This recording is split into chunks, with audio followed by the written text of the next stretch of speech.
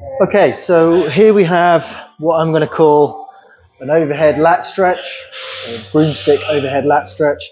Pretty good for shoulder flexion as well. You need a bench, box, chair, that'll do it. Pad for your knees if you're soft like me.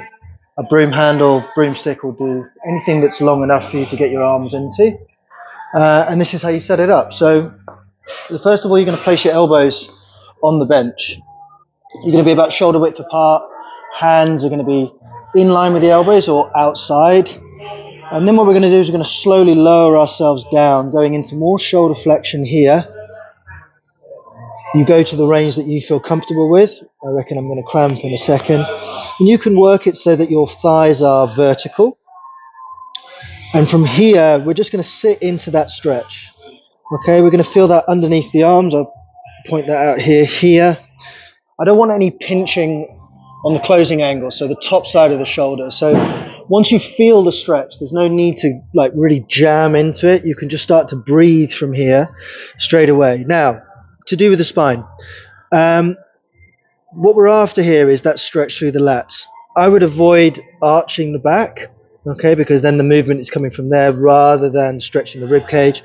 So maybe a tuck of the bum here, and just start taking some breaths, okay? The very fact that your rib cage is expanding will give you more of a stretch across that lat and into the serratus, which is underneath the rib cage here. Once you feel comfortable there, you can then start to add in a little bit of movement. So we breathe in, stretch at the elbows, exhale.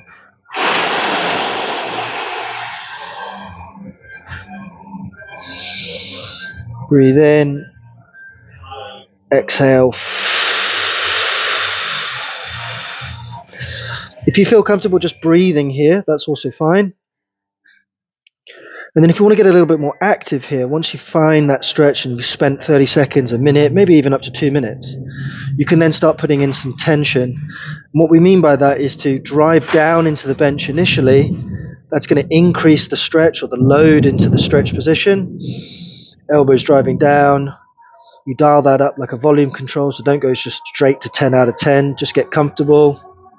And then after 10-15 seconds, you can try and contract all the stuff on the reverse side. So on this closing angle here, you can think about trying to lift your elbows off the bench. That won't happen because you're at end range, but trying to contract all that stuff on the closing angle. Oh, good Lord. 15 seconds, relax into a new position, and then drive down again.